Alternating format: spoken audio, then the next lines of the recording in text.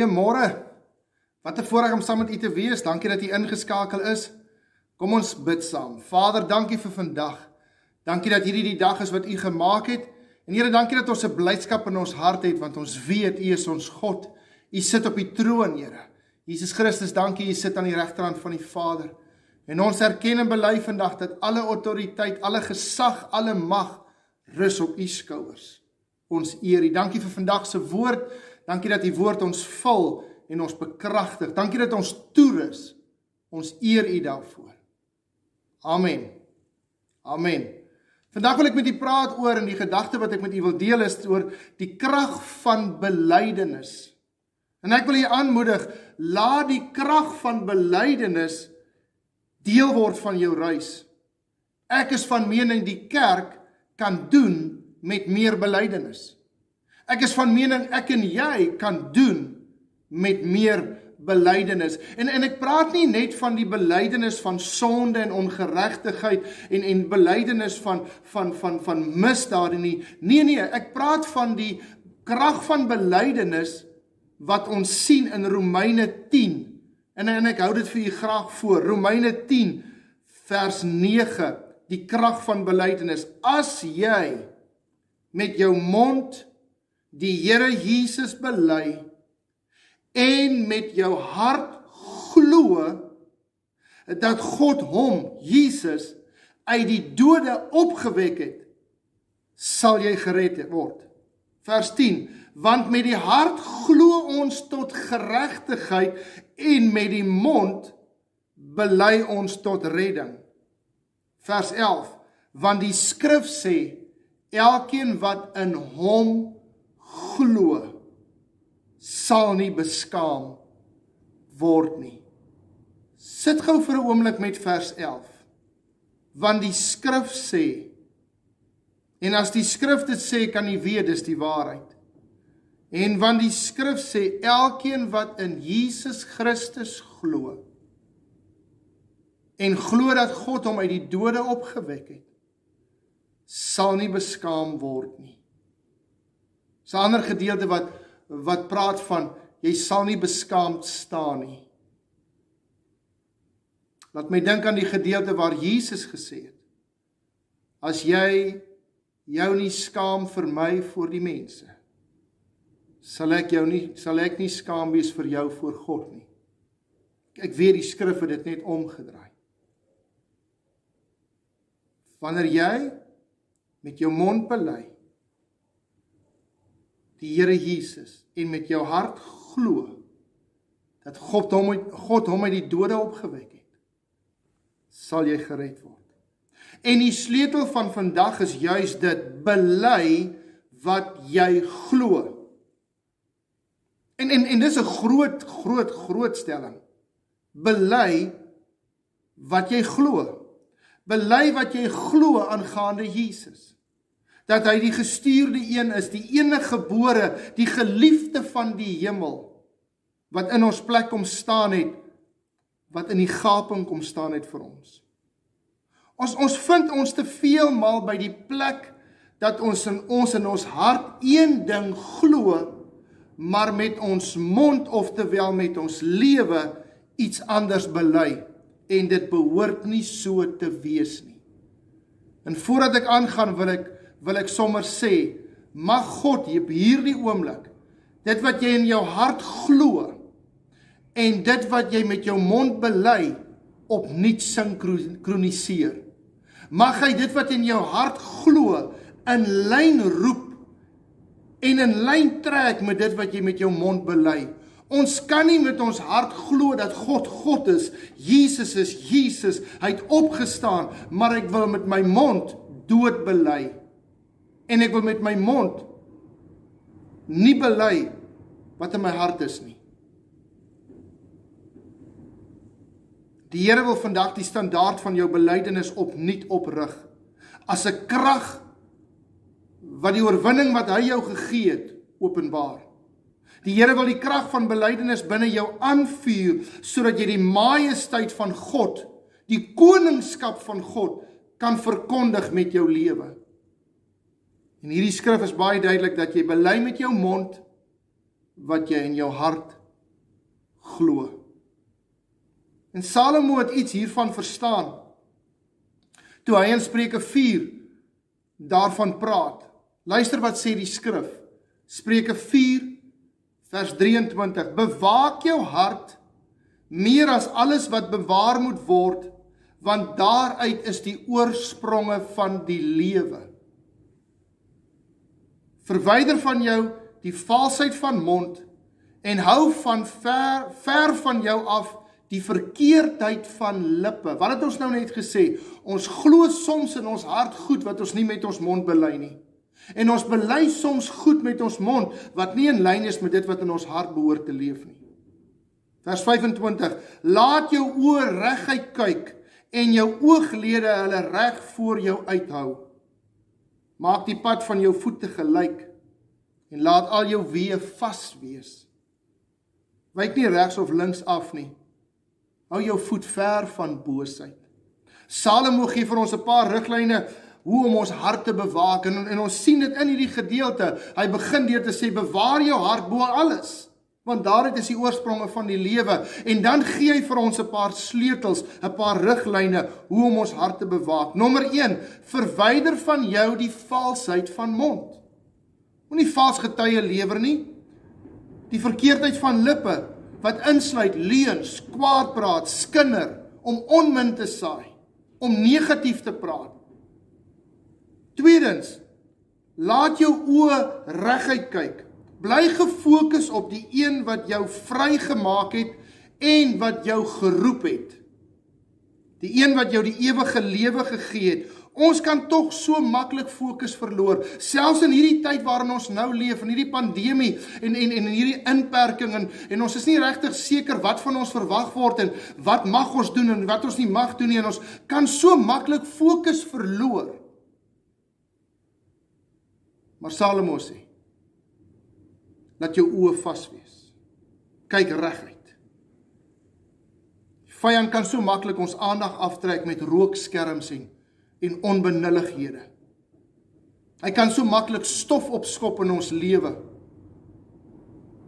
Maar Salomo sê, as jy jou hart wil bewaar, moet jy jou oë reguit hou. Hebreërs 12 vers 1 sê, daarom dan, terwyl ons so 'n groot wolk van getuies rondom ons het, laat ons elke las af lê en die sonde wat ons so maklik omring, en met volharding die wedloop loop wat voor ons lê. Waar lê jou wedloop? Jou wedloop lê voor jou. Jou wedloop lê voor jou. Moenie gister se wedloop probeer hardloop nie. Moenie die wedloop wat jy nie gemaak het probeer hardloop nie. Die Here sê, jou wedloop lê voor jou. Vers 2, die oog gefestig op Jesus, laat jou oë reguit kyk. Die oog gefestig op Jesus.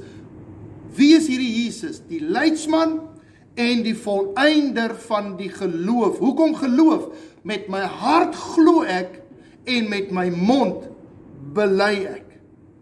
Wat vir die vreugde wat hom voorgehou is, die kruis verdra het, die skande verag het en aan die regterhand van die troon van God gaan sit het. Derde sleutel wat Salomo ons gee in die geleesde gedeelte, maak die pad van jou voet gelyk en laat al jou weë vas wees. Laat die Here jou herder wees.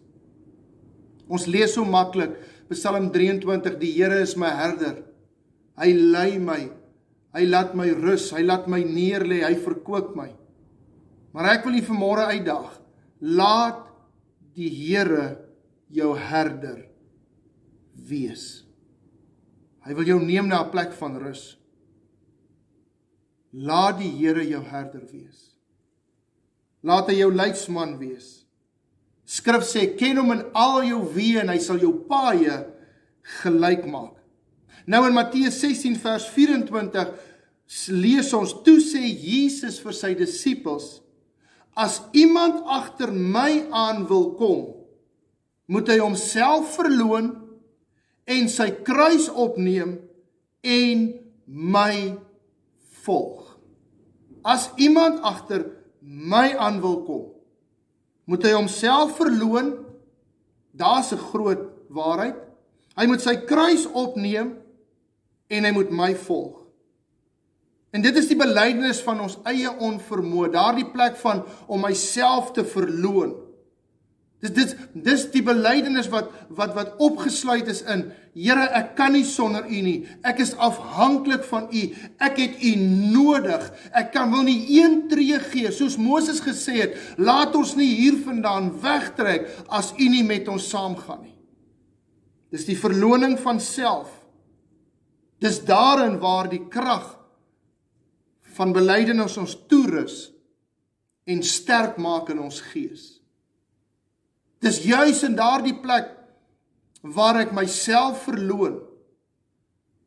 By daardie plek wat ek besef, Here, ek kan nie sonder U nie. Ek het U nodig.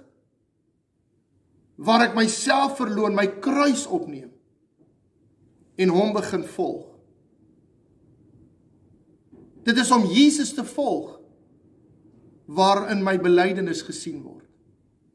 My belydenis word sigbaar in die een wie ek volg. My belydenis word sigbaar in die een wie ek volg. Woord van die Here sê, as jy agter my aan wil kom, moet jy jouself verloon. Jy moet jou kruis opneem en jy moet my volg. Jy sien, dit is hier waar die grootheid van God se verlossing en vrymaking in my lewe geopenbaar, oftewel na vore kom. En ek moedig u aan, bely Jesus Christus. Wat beteken dit? Dit beteken dat wanneer ek Jesus Christus bely, dan bely ek sy volmaaktheid. Wanneer ek Jesus Christus bely, dan bely ek sy volbragte werk aan die kruis. Daar waar hy uitgeroep het, dit is volbring. Waar hy elke siekte, sonde, nood, dood op hom geneem het, in die gaping gestaan het vir jou en my. Wanneer ek Jesus bely, dan bely ek dat dit wat hy gedoen het, was genoeg. Wanneer ek Jesus bely, dan bely ek dat hy dood en sonde oorwin het, aan die regterhand van die Vader sit, en ek in Christus, Efesiërs 2, in Christus, saam met hom in hemelse plekke sit. Dan bely ek dat is hy wat die mantel van geregtigheid oor my skouers hang. Dan bely ek dat dit is hy wat 'n banier bo my hang wat sê, die Here, Here, is my geregtigheid. Dit beteken dat as ons erken dat hy die weg en die waarheid en die lewe is. Dit beteken dat ons erken dat hy die hoëpriester is. Dit beteken dat ons erken dat hy die geneesheer, die rots, die anker, die verlosser en ons geregtigheid is. Wanneer ek Jesus Christus bely, dan bely ek dat hy die een is van wie die Vader gesê het, hierdie is my seun in wie ek 'n welbehae het, luister na hom. Wanneer ek Jesus Christus bely, dan bely ek wat die skrif sê, niemand kom na die Vader behalwe deur hom. En deur Christus kan ons met vrymoedigheid na die troon van genade gaan. Wat sê die skrif? Om op die regte tyd gehelp te word. Ek sluit af. Laat toe dat die Gees van die Here jou hart deursoek. En ek weet ons het in hierdie inperkingstyd 'n paar keer hierna verwys. Maar ek wil dit so dringend op die hart druk. Laat toe dat die Gees van die Here jou hart ondersoek. Bewaar jou hart. Bewaar jou hart. Bewaar jou hart. Daar's 'n skrif, Paulus skryf, hy sê, moenie in die genade veragter, dat daar nie 'n wortel van bitterheid opskiet nie. Familie, laat toe dat die Gees van die Here jou hart deursoek. Bewaar jou hart. En as daar seer, stikkend of onsekerheid is, laat hy jou heel maak, sodat die krag van belydenis, daardie plek van met die hart glo ek en met die mond bely ek, jou lewe opnuut kan vul met rus, opnuut kan vul met vrede, opnuut kan vul met die harmonie wat net te vind is in God, deur Jesus Christus. Ek seën jou. En ek moedig jou aan. Laat toe dat die krag van belydenis jou lewe opnuut kom vul. Met die hart glo ek, met die mond bely ek. Kom ons bid saam. Hemelvader, ons onderskat somtyds die krag van belydenis. Ons onderskat en ons skeep dit somtyds af om te bely dit wat ons glo. Ons sal so maklik die negatiewe en die onrus en die chaos bely. Ons sal so maklik murmureer en so maklik kla. Maar Here, dankie dat U ons opnuut kom seën en U die standaard oprig in ons lewe. 'n Standaard wat sê, wanneer ek met my hart glo en met my mond bely, dis daar waar my redding geopenbaar word. Dit wat Christus alreeds aan die kruis gedoen het, dis daar waar dit deel word van my belewenis. En ek dank U vandag, Here, dat U ons seën. En ek dank U, Here, dat U goed is vir ons en dat U moeite doen met ons, dat U bemoeienis maak met elke een van ons. Ek bid in besonder, Here, vir diegene wat siek is. Kosbaar, Here, dat U met ons is. Dat ons nooit alleen is, nooit eensaam is. U is met ons. Here, dankie ook dat ons kan gee vir U koninkryk. En ek bid, Here, dat U elke persoon wat gee, met 'n blymoedige hart, sê die skrif. Dankie dat elke een wat gee, dat U hulle seën. Dankie, Here, dat die seën van die Here rus op hierdie gemeente. En dankie, Here, dat ons weet, U is ons bron. En ek bid in besonder, Here, vir die wie gee, dat hulle so sal beleef, dat hulle gee, word raak gesien deur U. En U stort U seën en U guns oor hulle lewe uit. Dankie, Here, dat hulle gee, omdat hulle dit in hulle hart glo. En die oomblik wanneer hulle gee, is dit asof hulle met hulle mond bely, God is my bron. Ons eer U daarvoor. Word verheerlik in Jesus naam. Amen.